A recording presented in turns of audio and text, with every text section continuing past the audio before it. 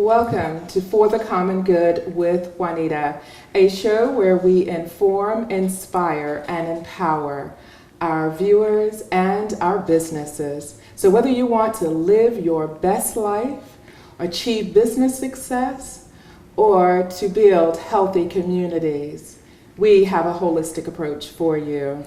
Today on the show, we are talking about holistic health and healing.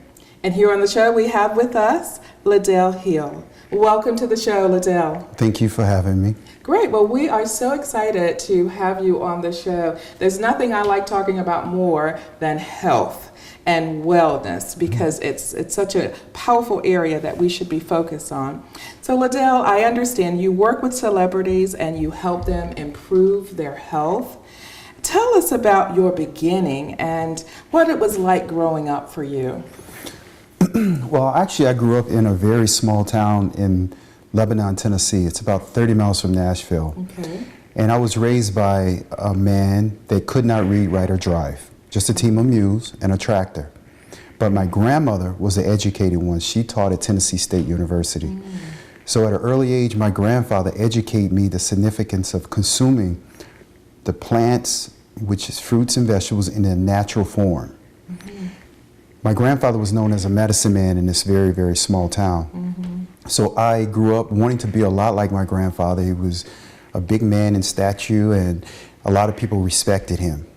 So I got involved with studying Nutritional Almanac. I got my first vitamin book actually from my grandmother when I was in high school and started really learning the ways of or what these plants had in them that would help benefit my health. And 30 years later, I started really getting involved with the biochemistry makeup of plants. And once I understood how plants interact on a cellular level in your body, I came across a gentleman named Sanjay Gupta. And Sanjay Gupta. We know Sanjay Gupta, Dr. Gupta. Yeah, so Sanjay and I have been really close friends for over 20 years. Sanjay and I used to always have these conversations about health. He came from a different perspective than I did. I grew up with a grandfather that taught plants and healing through the natural way. Sanjay learned from the pharmacological way of treating illnesses and debilitating illnesses. So we just used to have these conversations and we just practically gelled, and I learned from Sanjay on diseases and premature aging from consuming certain foods. And put it together with what my grandfather taught me, and I felt that this is the best way to slow down aging, is being more mindful about what it is you're consuming. Right. So let's talk about, because you say that health is the most fundamental aspect of life, but it continues to be misunderstood. And I'm sure there's a lot of reasons for that, you know, in terms of our society and what we promote. You know, many times, and, you know, especially with, you know, the big pharmaceutical companies. So talk a little bit about that. Why do you say that? It's so misunderstood. The power of plants is very powerful, first of all. Right. And it was around a lot longer, way a lot longer than these pharmacological agents that are here today. It's interesting because I was speaking about it earlier today when another young lady called me and wanted my help on inflammation. She was dealing with some inflammation. And I was explaining to her there are certain natural sources out there that she can consume to stand in the conversion of inflammation happening in the body. So I think today's society, we need to go back to our roots and start consuming some of the things that our ancestors consumed and not depend so much on the fast-paced technology space that we're in today. Right, the technology-driven products that we're seeing on the market today. Sometimes it's the basic, simple things that can do so much for our bodies. Absolutely. Wow, that's really, really exciting. So you are called a molecular health specialist? Yes. Okay, and we're going to talk about that. I have many names. Well, we'll talk about a few of them. I don't know if we'll cover all of them because I'm sure you have quite a few. But you're also a certified natural health practitioner and a certified holistic nutrition practitioner. So that's a lot going on there. So just talk briefly about what all that means. To me, what it all means is that I didn't have to, but I was recommended to getting letters behind my name because I'm very passionate about what my grandfather taught me. So my passion lies with trying to understand how he was able to educate and heal people just by picking plants and herbs and giving it to them. So for me, I was driven. I had something burning inside me to learn how my grandfather knew this. And at today's time, you have to have letters behind your name in order to be able to, and I don't say that I'm treating people, Sure. I just say that I'm helping people to understand how to bring their body back into balance. Right. And on that note, how to bring your body back into balance. We're going to hear more. We'll be right back.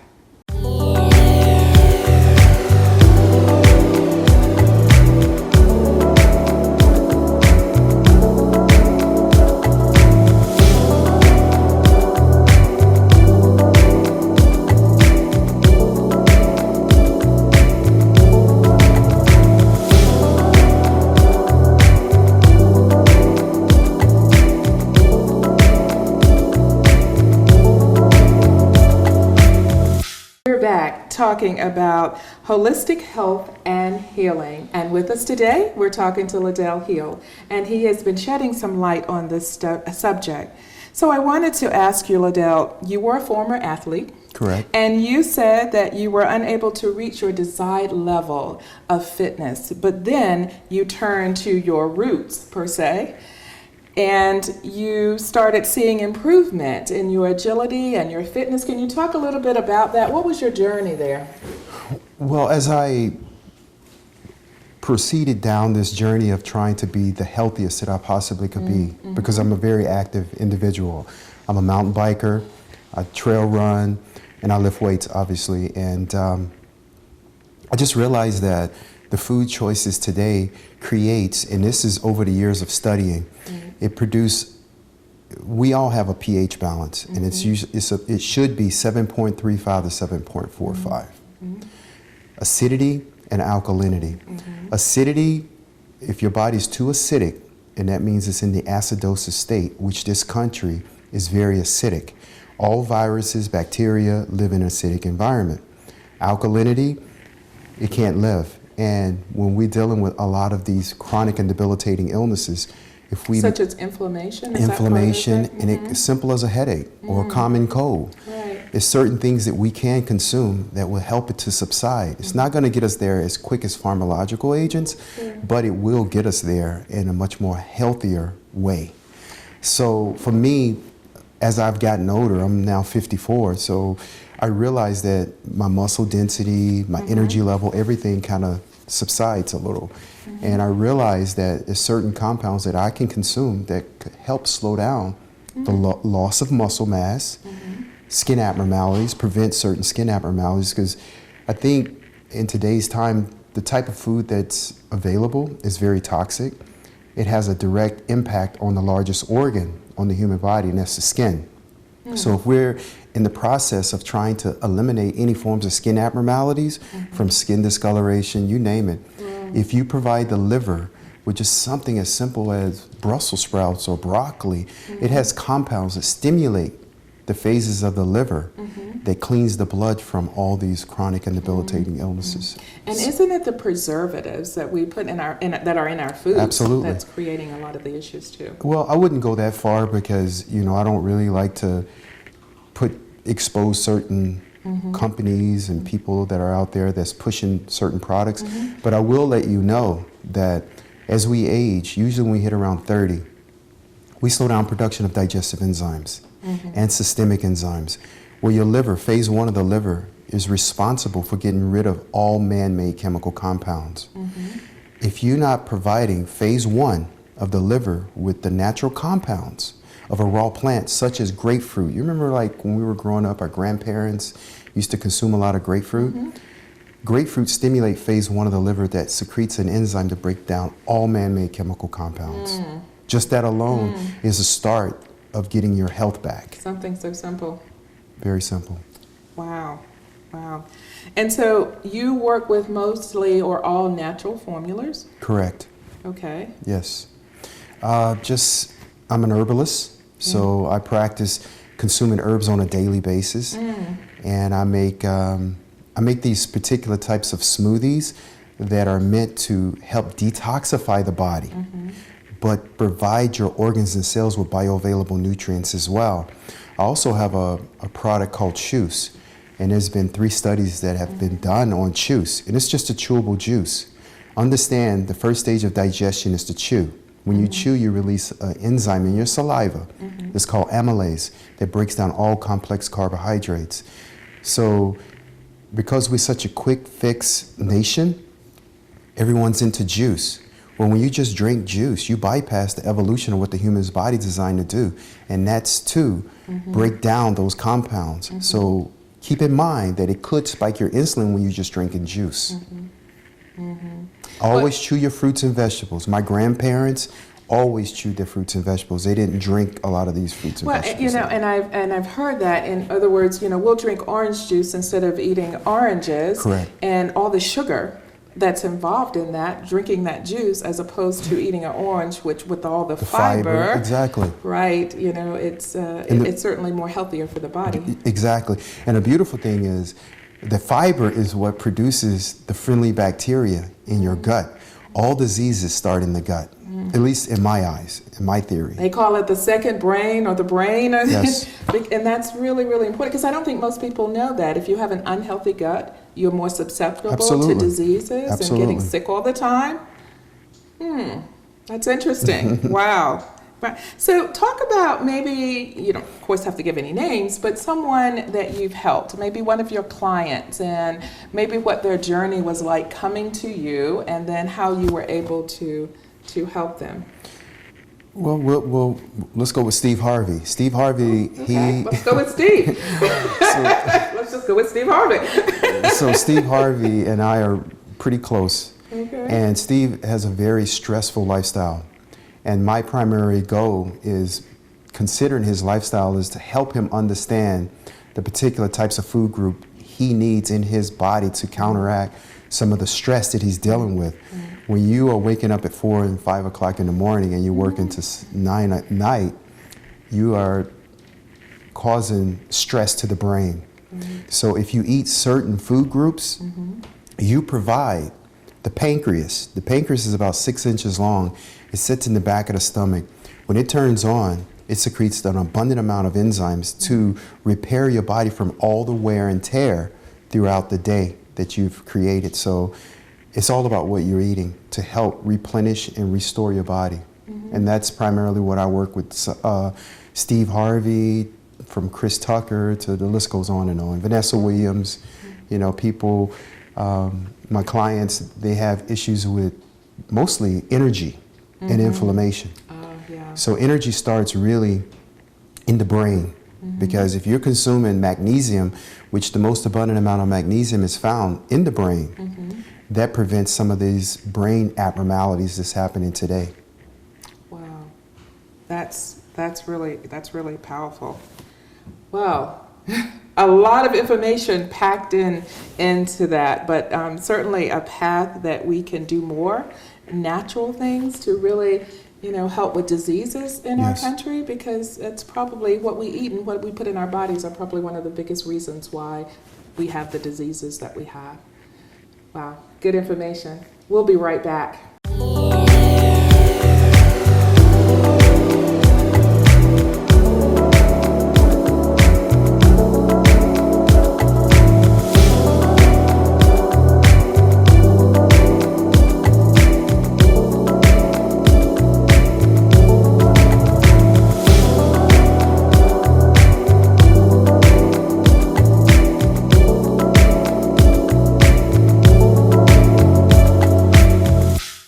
We're back. Welcome back to For the Common Good with Juanita. And today our show is about holistic health and healing. And I'm talking to Ladell Hill. And we've been talking about a holistic approach to healing with a natural formula. So I'm wondering, Ladell, Who would benefit from your program? Is there any particular age group that would benefit your program? Is your program for just about everybody? Practically everyone. Okay. The reason why is because the food choices for the younger generation from 17 and up, even children, we have to educate them and teach them. Do you remember when we were growing up, it was baby food, and baby food was primarily plants. We get a certain age and then we get away from baby food and we start eating more processed foods. So even though we have an abundant amount of digestive enzymes to help break down some of these food groups, when you start getting a little older, your 30s, you have to be more mindful about what you're consuming. I categorize the 30s and 40s as a diet. When you get older than 40, then you have to start consuming certain food groups that will provide your organs and liver, all organs in the human body, what it requires to run efficiently to help fight some of the chronic conditions, because we have slowed down the enzymes that is required to slow down aging. So there's certain food groups that you must consume just to address certain conditions. I want to emphasize that because, I don't hear that often, but I think that's a really important point, is that the older we get, the less of these digestive enzymes we have in our body, so we have to do more and eat more types of food. Correct. To combat that. Absolutely. We have to focus on what our liver requires, right, what our gallbladder requires. Think about it like this. Our bodies are like an automobile. There's parts to an automobile. It needs to be tuned up if you got a certain amount of miles on it. It's the same way with the human body. Your liver requires certain food groups just to work efficiently. Your gallbladder, knowing that your gallbladder secretes bile sores. Bile sores has enzymes and salt. It emulsifies fat. It's very, very important. If nothing else, if you providing your gallbladder what it requires when it secretes the bile sores, it emulsifies fat. Fat underneath the skin is where most of the toxins are, in the lower gut and underneath the skin. That particular fat group has to be emulsified in order to be liberated into the bloodstream. It's called lipophilics. The liver filters it and it cleans the blood. So it requires certain food groups to work efficiently. Your liver, your gallbladder, and your pancreas. So just eating all kinds of foods, which really don't, there's certain foods that don't digest well anyway, and eating more and more and more that can cause your body to sort of have an adverse, some kind of reaction to that, because it stays in the body, and the longer it stays in the body, it creates all these issues. Absolutely. I believe in elimination. Elimination to me is, if you're eliminating more than you eat, that's the road to health. Oh, well, hey, get rid of it. Get rid of it. We want to find ways to release that from our body, to keep our body healthy so it doesn't build up, cause the inflammation. And inflammation causes all kinds of diseases. Causes all kinds. I believe in 80-10-10, and it's mostly plants. And then if you want to eat other food groups. So 80-10-10, because I want to talk about that. 80% plants, raw plants. Okay. Or steam. Okay. Yes. And 10%? Whatever else, mostly protein, but you don't really need a lot of protein because plants have the protein in it. It's bioavailable protein. Wow. It's a misconception about protein. Everyone feels that they need a lot of protein for muscle mass. No, you don't. If you study the indigenous way of living, that is really the best way. Those indigenous ways of living have less chronic and debilitating illness. Think about it like this. We're living in a society today where everything's accessible.